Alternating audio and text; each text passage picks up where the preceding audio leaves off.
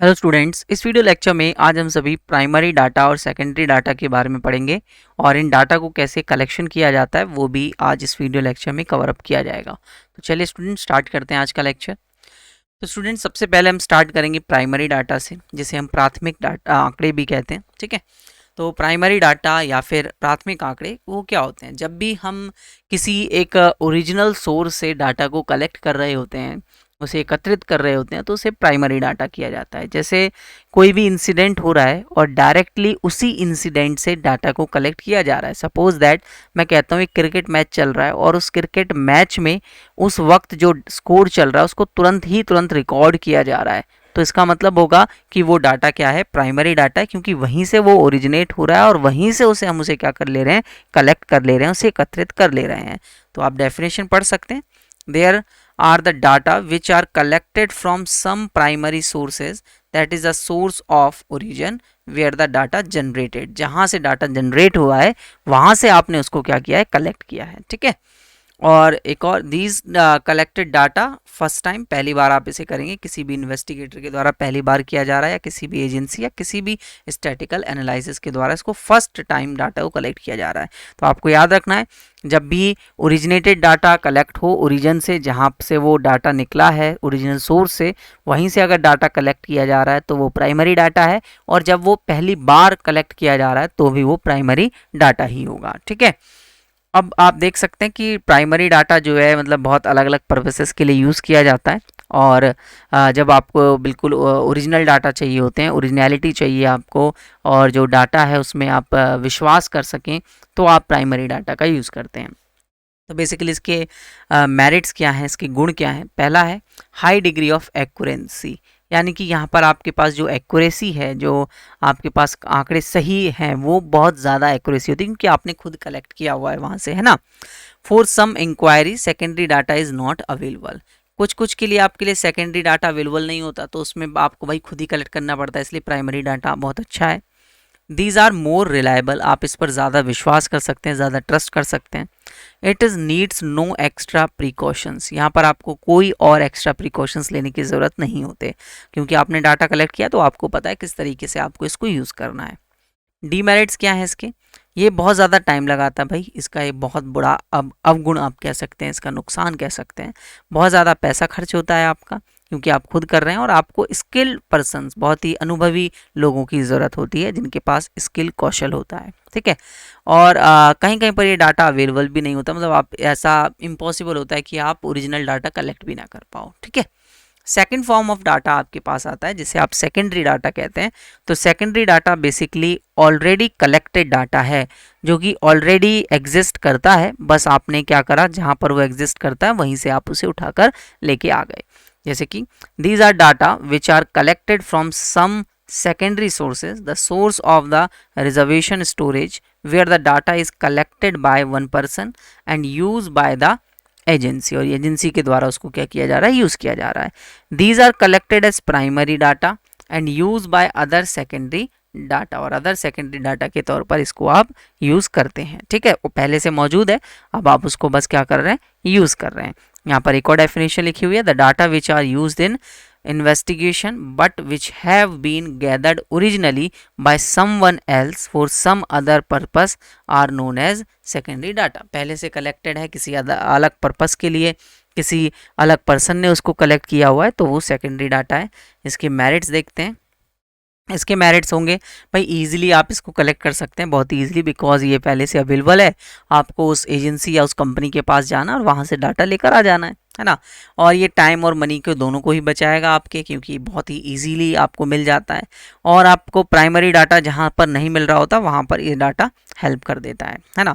और some data more reliable than primary, और कुछ कुछ डाटा प्राइमरी से भी आप सेकेंडरी को रिलायबल कहते हैं, but mostly primary data more reliable होता है देन सेकेंडरी डाटा। ठीक है, डीमेरिट्स क्या है? This is not reliable as primary data, जैसे कि मैंने स्टार्टिंग में ही कहा। एक्स्ट्रा कॉशंस आपको रखने पड़ते हैं इन डाटा को यूज़ करते वक्त, बिकॉज इस डाटा को किसी और ने किसी और पर्पस के लिए कलेक्ट किया था और अब आप उसको यूज़ कर रहे हैं तो किसी और पर्पस के लिए, तो यहाँ पर आपको उसका ध्यानपूर्वक उसका उपयोग करना होता है। All types of data are not available, सभी टाइप के डाटा अवेलेबल नहीं होते, ये भी एक डिमेरिट है, क्योंकि प्राइमरी में तो आप अपनी मर्जी से जितना चाहें जैसा चाहें वैसा कलेक्ट कर सकते हैं, बट अगर वो आप सेकेंडरी डाटा कलेक्ट कर रहे हैं तो वो भाई अपनी पर्पज़ के लिए किया गया होगा, आपके पर्पज़ के लिए नहीं किया होगा, तो वहाँ पर कमी इसकी आ जाती है। Originally collection has been made different, original collection से थोड़ा सा अलग होता है ये डाटा आपके पास। क्लियर स्टूडेंट्स, यहाँ तक आपको चीज़ें जो है समझ में आ गई होंगी। स्टूडेंट्स, अब हम जानते हैं कि जो डाटा है उसको कलेक्ट करने के क्या क्या मेथड्स हैं। ठीक है, कलेक्शन ऑफ डाटा कैसे किया जाता है। तो इंपॉर्टेंट टर्म्स सबसे पहले आपको जानने लेनी चाहिए। सबसे पहला है इन्वेस्टिगेटर। इन्वेस्टिगेटर बेसिकली वो पर्सन है जो स्टैटिकल इंक्वायरी कंडक्ट कर रहा है। बेसिकली अगर उसको कोई डाटा कलेक्ट करवाना है तो जो कंडक्ट करवा रहा है उसको आप इन्वेस्टिगेटर कहते हैं। इन्यूमरेटर, इन्यूमरेटर वो पर्सन होता है जो एक्चुअली में डाटा को कलेक्ट करने के लिए जाने वाला है उन इन्वेस्टिगेशन की फील्ड ऑफ इंक्वायरी पे, मतलब वहाँ फील्ड पर जाकर वो काम करने वाला है। रेस्पोंडेंट बेसिकली वो पर्सन होता है जो डाटा आपको बताने वाला है। ठीक है, रिस्पॉन्स करेगा आपकी क्वेश्चंस की। स्टैटिकल इंक्वायरी बेसिकली अगर आप कोई क्वेश्चन पूछते हैं वो क्वांटिटेटिव इन्फॉर्मेशन होनी चाहिए भाई, कोई पर्सनल इन्फॉर्मेशन या क्वालिटेटिव इन्फॉर्मेशन, भाई आपकी लाइफ कैसी चल रही है, ये क्वेश्चंस नहीं होने चाहिए। क्वेश्चंस होने चाहिए न्यूमेरिकल फॉर्म में, क्वांटिटेटिव फॉर्म में। ठीक है, तो वो स्टैटिकल इंक्वायरी कहलाएगी। सर्वे, सर्वे एक मेथड है जहां पर आप डाटा को कलेक्ट करते हैं कुछ क्वेश्चंस को पूछकर ग्रुप ऑफ पीपल से। ठीक है, अभी समझेंगे सर्वे पूरा मेथड आएगा आपके पास। तो सोर्स ऑफ डाटा अगर आप देखें, प्राइमरी डाटा, ये सब मैंने पिछली क्लास में भी आपको मतलब इससे प्रीवियस वीडियो में जो है करवा दिया था। और आपके पास मेथड्स क्या क्या हैं इसके, तो अगर आप देखें प्राइमरी डाटा कलेक्शन के, तो सबसे पहला आपके पास यहाँ से मैं स्टार्ट कर रहा हूँ methods of primary data collection से। पहला मेथड आपके पास आता है डायरेक्ट पर्सनल इन्वेस्टिगेशन और डायरेक्ट पर्सनल इंटरव्यू आपके पास मेथड। इस मेथड में क्या होता है, जो इन्वेस्टिगेटर है वो जो डाटा कलेक्ट कर रहा है वो directly face to face interview लेता है रिस्पोंडेंट का, जो डाटा आपको देने वाला है, जो नॉलेज आपको देने वाला है। ठीक है, इन्फॉर्मेशन देने वाला है, सॉरी नॉलेज नहीं आएगा, इन्फॉर्मेशन आएगा। और इन्वेस्टिगेटर के पास वो डायरेक्टली जाएगा, कंडक्ट किया जाता है, स्पॉट इंक्वायरी आपको मिलती है। सुटेबिलिटी की अगर आप बात करें तो जहाँ पर बहुत बड़ा एरिया ना हो वहाँ पर जाना पॉसिबल है, बट अगर आप देखें कि बहुत बड़ा एरिया तो वहाँ पर जाना इम्पॉसिबल है, इसके डिमेरिट में हम इसको डालेंगे। और जहाँ पर आपको जो है बहुत ज़्यादा हाई डिग्री ऑफ एक्यूरेसी की ज़रूरत हो, डाटा बहुत ही आपको अच्छा चाहिए कि मुझे एक ओरिजिनल डाटा मिलना चाहिए। ठीक है, मेरिट्स क्या हैं, ये फर्स्ट हैंड इन्फॉर्मेशन होती है, आपने खुद ही कलेक्ट की हुई है और ये एक्यूरेट होगी। और जो फेशियल एक्सप्रेशन, रिएक्शंस और रिस्पोंडेंट्स के ऑब्जर्व कर सकते हैं आप, जिससे आपको एडिशनल कुछ और इन्फॉर्मेशन भी मिल सकती है ना, क्योंकि आप खुद उससे क्वेश्चन पूछ रहे हैं तो पूछते वक्त आप उसके फेशियल एक्सप्रेशंस वगैरह से देखकर पता लगा सकते हैं झूठ कह रहा है, सच कह रहा है, या और भी कुछ आपको इन्फॉर्मेशन वहाँ से मिल सकती है। इन्वेस्टिगेटर को जो है फ्लेक्सिबिलिटी होती है, क्लैरिफाई होता है वो कि किस टाइप के क्वेश्चंस वगैरह पूछना है ना, तो वहाँ पर उसे कोई प्रॉब्लम नहीं होती। ठीक है, डीमेरिट्स क्या है, इसकी possibility of influencing the respondents, आप एक तरीके से रिस्पोंडेंट को यहाँ पर इन्फ्लुएंस कर सकते हैं कि वो आपके ही पक्ष में जो आप चाहें वो आंसर दे आपको, है ना, ऐसा हो सकता है। It is consume more time, बहुत ज़्यादा पैसा लगाएगा, बहुत ज़्यादा टाइम लगाएगा, हर किसी के पास अलग अलग जाकर डाटा कलेक्ट करना पड़ेगा।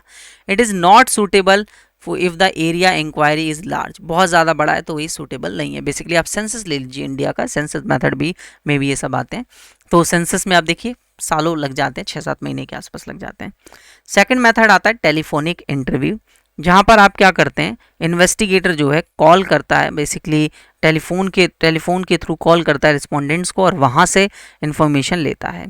ये सूटेबल कहाँ पर होगा, जहाँ पर रिस्पोंडेंट जो है उस तक हम ना पहुँच पा रहे हों, तो हम फेस टू फेस इंटरव्यू लेना थोड़ा इम्पॉसिबल है और जल्दी हमें डाटा चाहिए, तो हम इस तरीके का मेथड का यूज़ करते हैं। मेरिट्स क्या है, बहुत सस्ता है, ये कंडक्ट किया जा सकता है छोटे से छोटे टाइम में, और जहाँ पर लार्ज एरिया कवर कर सकते हैं बहुत कम टाइम में, बहुत जल्दी से जल्दी। Possible assist the respondent by clarifying the question, और हम बता सकते हैं कि किस तरीके से वो क्वेश्चंस के आंसर हमें बता रहा है। डीमेरिट्स क्या है इसके, लिमिटेड स्कोप है भाई, कि ये यूज़ नहीं कर सकते आप in case of respondent has no phone connection, अगर नहीं है तो इसका यूज़ नहीं किया जा सकता। और अगर रिस्पोंडेंट्स के आप फेशियल एक्सप्रेशन, रिएक्शंस को नहीं देख सकते, इन्हें ऑब्जर्व नहीं कर सकते, तो आप पता नहीं लगा सकते वो झूठ कह रहा है, सच कह रहा है। थर्ड मेथड आता है आपके पास मेल क्वेश्चनेयर मेथड, जिसे मेल्ड इंटरव्यू भी कहते हैं, जहाँ पर आप एक क्वेश्चनेयर यानी कि क्वेश्चन पेपर टाइप बनाते हैं, वहाँ पर क्वेश्चंस लिखते हैं, उन क्वेश्चंस को आप क्या करते हैं, मेल कर देते हैं या डाक के द्वारा भी आप भेज देते हैं, तो वहाँ से आपके पास फिर आंसर मिल जाते हैं। ये सूटेबल कहाँ होगा? ये सूटेबल होगा जहाँ पर एक लार्ज एरिया कवर करना हो और रिस्पोंडेंट जो है लिटरेट होना चाहिए। अगर आपने उसे मेल भेजा है या क्वेश्चन भेजा है तो अगर वो पढ़ा लिखा होगा तभी आपके आंसर दे पाएगा, वरना नहीं दे पाएगा। ठीक है, क्वेश्चनर लिस्ट में भी क्वेश्चंस होते हैं बहुत अलग अलग टाइप के वहाँ पर इन्वेस्टिगेशन से रिलेटेड। मेरिट्स क्या है? इट इज़ लेस एक्सपेंसिव, बहुत कम खर्चा है और रिमोट एरिया एक्सेस तक भी आप इसको जा सकते हैं ईजिली, किसी को भी भेज सकते हैं, आपको खुद जाने की ज़रूरत नहीं है। Every question is interpreted by the respondent himself and hence free for the personal bias. यहाँ पर पर्सनल बाइसनेस खत्म हो जाती है, आप उसको इन्फ्लुएंस नहीं कर सकते कि आपके पक्ष में वो आंसर दे, ठीक है ना, क्योंकि आपने उसको भेज दिया है, वो खुद ही पढ़ रहा है, खुद ही आंसर दे रहा है, आपका कोई भी वो रोल वहाँ पर नहीं है। It is best method for anonymity and the respondent need to maintain. अगर मतलब कोई ऐसे रिस्पोंडेंट्स हैं जो दूसरों के सामने आंसर्स नहीं बताते, तो उनके लिए एक बेस्ट मेथड है। जैसे बहुत सारे लोग होते हैं ना, नहीं बता पा रहे होते हैं किसी भी चीज़ का आंसर, तो उनके लिए बहुत अच्छा है ये मेथड। डीमेरिट्स क्या हैं? जो लिटरेट है भाई उन्हीं के लिए यूज़ किया जा सकता है, पढ़े लिखे हैं, बाकियों के लिए यूज़ नहीं हो पाएगा। और एक तरीके से इन्वेस्टिगेटर को रिएक्शन नहीं देखने को मिलता है रिस्पोंडेंट्स का। ठीक है, एक्यूरेसी है, रिलायबिलिटी मतलब टेस्ट नहीं की जा सकती कि सही है गलत है, कुछ गलत इन्फॉर्मेशन भर के भी दे सकता है आपको, है ना। There are chance of no response, ऐसा हो सकता है कि भाई बहुत ज़्यादा टाइम बीत गया और अभी तक आपने उसने आपके मेल का रिप्लाई ही नहीं करा, डिले करते जा रहा है, तो ये वहाँ पर एक कमी हो सकती है। पायलट सर्वे या प्री टेस्टिंग क्वेश्चनेयर, जहाँ पर आप क्वेश्चनेयर पूछते हैं, स्मॉल ग्रुप में उनको बांट देते हैं, ठीक है, और स्मॉल ग्रुप में बांटने के बाद उनसे क्वेश्चंस करे जाते हैं और वो क्वेश्चंस के आंसर्स देते हैं। ये आपके पास ये मेथड होता है। Essentials of a good questionnaire, एक गुड क्वेश्चनर में क्या क्या होना चाहिए, ये आपके पास क्वेश्चन आ सकता है। मतलब एक प्रश्नावली क्वेश्चनर को बोलते हैं, तो वो उसमें क्या क्या चीज़ें होनी चाहिए। कवरिंग लेटर्स, उसमें सही एक टॉपिक लेटर होना चाहिए, एक हेडलाइन होनी चाहिए किसके बारे में, टाइप्स ऑफ क्वेश्चन सही से होने चाहिए, इसको आप पढ़ेंगे आपको समझ में आएगा। उसका लेआउट जो है वो सही होना चाहिए। तो ये टाइप के फीचर्स होने चाहिए एक क्वेश्चनर में। अब अगर हम बात करें सोर्स ऑफ सेकेंडरी डाटा की, तो ये दो टाइप के होते हैं, एक तो होते हैं पब्लिश डाटा और एक होता है unpublish data.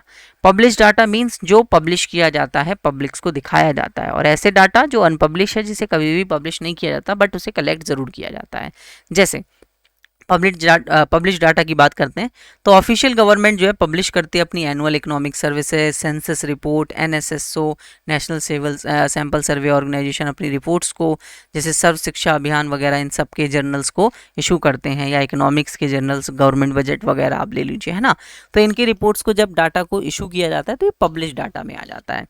Semi government public organisations, पहला तो है गवर्नमेंट जो ऑफिशियल देती है, और सेमी गवर्नमेंट ऑर्गेनाइजेशंस भी, जैसे municipalities of births, deaths and education की डाटा को पब्लिश करती हैं। Reports of committee and committee like pay commission report, education committee reports, ये सब कमेटी भी अपना पब्लिश कर रही होती हैं data. Publication of research institutes, जैसे ICAR, Indian council of agriculture researcher, ICI Indian statical institutes, या national council of applied economics research, या institution of economic growth, report of NCRT, ये सब मतलब अपना डाटा पब्लिश कर रही होती है, सभी रिसर्च ऑर्गेनाइजेशन है, रिसर्च इंस्टीट्यूशंस हैं। International monetary publications like UNO हो गया आपके पास, IMF हो गया, इंटरनेशनल मॉनेटरी, वर्ल्ड बैंक हो गए, तो ये सब भी अपने डाटा को इशू करते हैं। जैसे GDP कैलकुलेट करना किसी देश की, प्रिडिक्ट करना कि कितना ग्रो कर रहा है कोई देश, कोई नहीं कर रहा है ना, वो सब के डाटा इशू करते हैं। न्यूज़पेपर्स और मैगजीन वाले आप देखते हैं, Economic Times, Financial Expression, Outlooks Money, इन सब के बारे में आपने देखा होगा, डाटा पब्लिश किया जाता है इनमें, आप अगर न्यूज़पेपर पढ़ते हैं तो, ठीक है।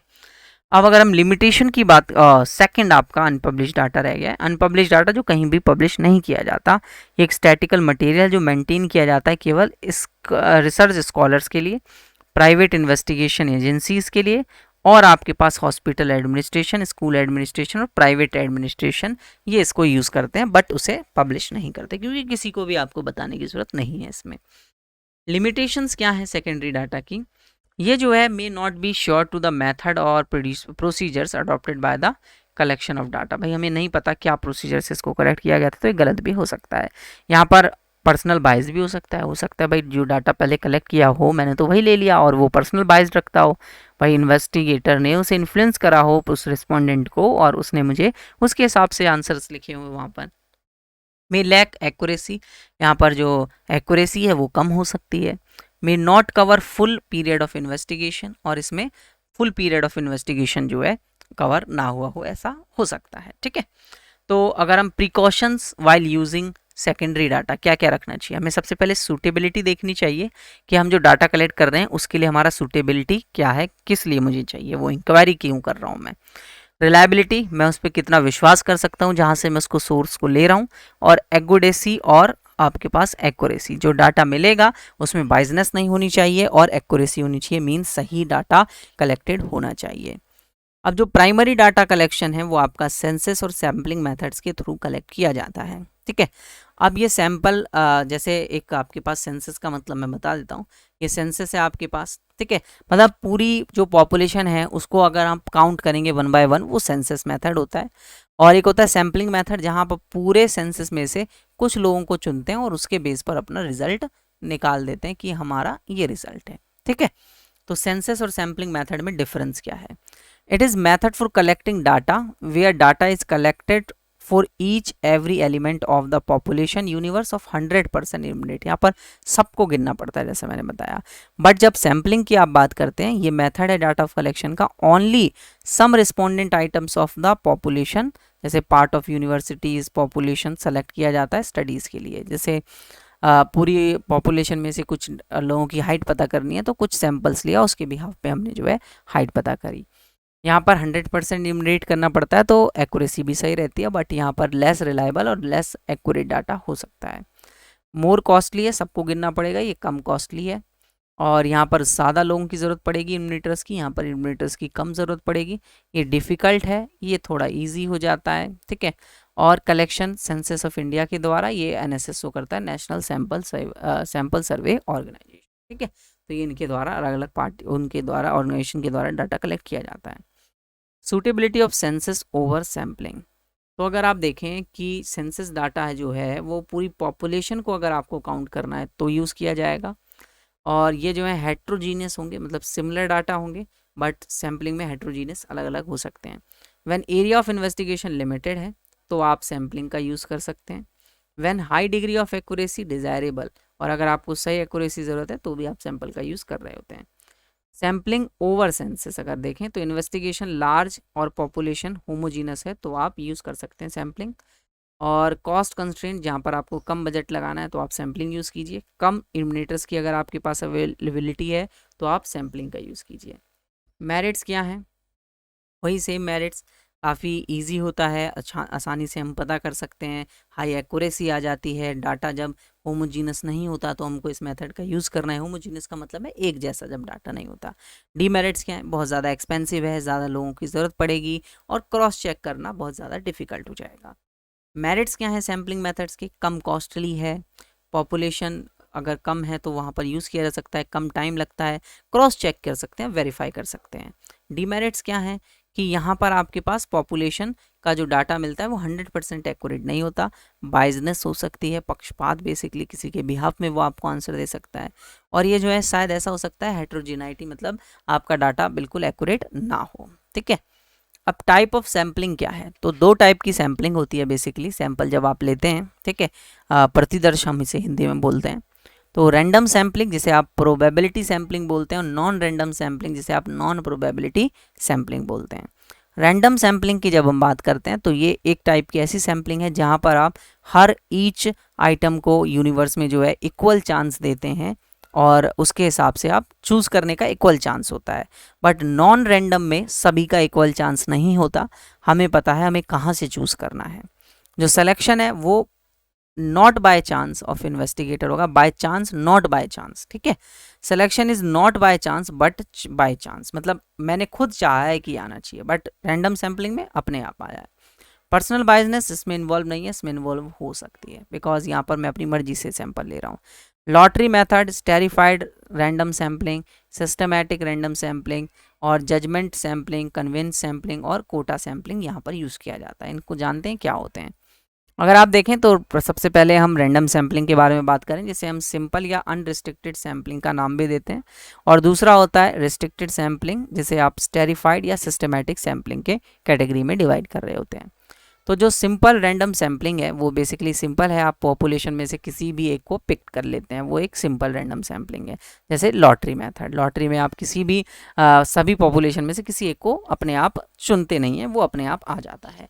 यहाँ पर पर्सनल बाइस इंक्लूड नहीं होती, और रूल्स ऑफ प्रोबेबिलिटी है बेसिकली भाई, अगर 100 लोग हैं तो सबका इक्वल चांस है, मतलब 1/100 चांस है सबका चूज होने का। डीमेरिट क्या है, ये जो consuming of population large number आप इसमें यूज़ कर रहे हैं तो ये सैंपल ड्रॉ कर पाना थोड़ा सा डिफिकल्ट हो सकता है, और सेम पॉपुलेशन और sample may not B represent the population, अगर सेम सैंपल नहीं है तो दिक्कत हो सकती है, ठीक है। तो वहाँ पर आपके पास अलग अलग डाटा आपको दे रहा होगा। स्टेरिफाइड रैंडम सैम्पलिंग की अगर आप बात करें तो यहाँ पर आप चूज़ कर रहे होते हैं पॉपुलेशन जो पूरी आपके पास दे रखी है, उसमें आप देख रहे होते हैं कि हमें किस ग्रुप बनाया आपने, जैसे ये पहला ग्रुप, दूसरा ग्रुप, तीसरा ग्रुप, चौथा ग्रुप, इसमें से आप चुनेंगे तो हर ग्रुप में से आप एक एक पर्सन को क्या करते जाएंगे, चुनते जाएंगे, तो ये स्टेरिफाइड सैम्पलिंग मेथड होता है, ठीक है। जैसे for example sample of 10 be drawn representing all types of occupation locality, और first division into the homogeneous stratified different occupations is locality such teacher, lawyer, doctor, businessman, engineer, हर आप किसी को चुनना चाहते हैं तो आप अलग अलग ग्रुप से जो है इसे सेलेक्ट करेंगे, ग्रुप में आप उसको डिवाइड कर रहे होंगे। मेरिट्स क्या है, इसमें आप मतलब रिप्रेजेंटेटिव जो पॉपुलेशन की है वो सही है, अलग अलग पॉपुलेशन मतलब बेसिकली आपने डाटा को जो चूज़ करा है वो अलग अलग ग्रुप से चूज़ करा है, ठीक है। ऐसे ही आपके पास पर्सनल बायसनेस इन्वॉल्व नहीं होती यहाँ पर, क्योंकि आपने ग्रुप के हिसाब से चूज़ किया है। और रैंडम सैम्पलिंग में कभी भी पर्सनल बायसनेस नहीं होती, नॉन रैंडम सैम्पलिंग में होती है। डीमेरिट्स क्या है, कंप्लीट नॉलेज की ज़रूरत है और आपके पास पूरा करेक्टरिस्टिक्स होना चाहिए, और ये मेथड जो है बेसिकली एक्सपेंसिव है, टाइम कंज्यूमिंग है, बहुत ज़्यादा टाइम बनाएगा, ग्रुप्स में कन्वर्ट कर पाना बहुत मुश्किल होता है कभी कभार पॉपुलेशन को, तो ये भी इसका एक डीमेरिट है। सिस्टमैटिक पॉपुलेशन का मतलब क्या है कि आपने एक सिस्टम बनाया हुआ है कि मैं जो है इस तरीके से सैंपल एवरी थर्ड पर्सन को क्या करूँगा, चूज़ करूँगा। लाइक मैंने अगर पहले इसे चूज़ करा तो अगले थर्ड पर्सन को, फिर अगले थर्ड पर्सन को, फिर अगले थर्ड पर्सन को, इस तरीके से मैं चूज़ करूँगा, मैं अलग अलग नहीं करूँगा। तो यहाँ पर क्या हो गया, सिस्टमैटिक सैम्पलिंग हो गई, ठीक है, क्लियर है। ये कम टाइम आपको लगाती है और यहाँ पर फिर पर्सनल वाइजनेस नहीं होती, लेकिन यहाँ जो डाटा आपने लिया है वो रिप्रेजेंट नहीं कर सकता है शायद पॉपुलेशन को, है ना, डिफ़िकल्टी होगी। नॉन रैंडम सैम्पलिंग की बात करें, जहाँ आप जजमेंट सैम्पलिंग या कोटा सैम्पलिंग या फिर कन्विंसेंस सैम्पलिंग की बात करते हैं। जब हम जजमेंट या डेलिब्रेट सैम्पलिंग की बात करते हैं तो इस मेथड में हम डाटा को जब चूज़ कर रहे हैं इन्वेस्टिगेटर के थ्रू, तो एक ऐसे वेरी हाई डाटा को ले रहे हैं जहाँ पर हम खुद अपनी मर्जी से, जैसे एग्जांपल के तौर पर मैं कहता हूँ कि एक investigator who wants to conduct a survey ascertain the choice of stream in a school में select 50 students who according to his judgment or opinion are representative of all population, तो सभी population में से उसको represent करेगा, ऐसे एक person को आप क्या कर रहे होंगे, choose कर रहे होंगे। merit क्या है, यहाँ पर आपके पास do not involve complicated selection procedure, कोई भी complicated selection procedure नहीं होता, और ये irrelevant नहीं है, आराम से आप select कर सकते हैं सैम्पल को। demerits क्या है, personal bias involves होती है, और जजमेंट जो आपने किया है वो कभी कभार गलत हो सकता है। कोटा सैम्पलिंग बेसिकली आप कह सकते हैं कि मैं एक सर्वे कंडक्ट कर रहा हूँ जिसमें टोटल पॉपुलेशन में से मैं कहूँगा कि 50% हाउस वाइफ्स हैं, 30% स्कूल गोइंग गर्ल्स हैं, एंड रिमेनिंग 20% जो है फीमेल्स हैं। आपने एक कैटेगरी में इसको डिवाइड कर दिया, कोटा परसेंटेज आपने बेसिकली बना दी, तो ये इकोनॉमिकल है, बहुत आसानी से इसे आप कलेक्ट कर सकते हैं, ठीक है, और इसमें पर्सनल बायसनेस होती है तो इसका ये डीमेरिट है। कन्वीनियंस सैम्पलिंग का अगर आप बात करें तो इस मेथड में आप जो है अपने कन्वीनियंस के अकॉर्डिंग जहाँ से चाहो वहाँ से क्या कर लेते हो, डाटा को कलेक्ट कर लेते हो, तो बहुत कम कॉस्टली होती है और ईजी टू कलेक्टेड है, बहुत आसानी से कर सकते हो, बट पर्सनल बायसनेस है क्योंकि आप अपनी मर्जी से कलेक्ट कर रहे हो तो इसमें पर्सनल बायसनेस आएगी, ठीक है। और अब बात करते हैं इम्पॉर्टेंट जो आपके पास एजेंसीज हैं जो डाटा को कलेक्ट करती हैं, तो वो आपके पास सेंसस ऑफ इंडिया है, ठीक है, और NSSO है, नेशनल सैंपल सर्वे ऑर्गेनाइजेशन। तो पहला सेंसस इंडिया में 1881 में कलेक्ट किया गया था, और फिर रेगुलरली 10-10 ईयर में किया जाता है। लास्ट 2011 में सेंसस हुआ था, अब 2021 में सेंसस कलेक्ट किया जाएगा, ठीक है। नेशनल सैंपल सर्वे ऑर्गेनाइजेशन ये 1950 में एग्जिस्टेंस में आई थी और 1970 में इसको NSSO नाम रख दिया गया, ठीक है। तो इसको आप पढ़ लीजिएगा, ये सारी एजेंसीज़ हैं और आपको बेसिकली सारी चीज़ें समझ में आ गई होंगी। तो ठीक है स्टूडेंट्स, बाकी हम नेक्स्ट लेक्चर में करेंगे, तो नेक्स्ट लेक्चर्स में मिलते हैं स्टूडेंट्स।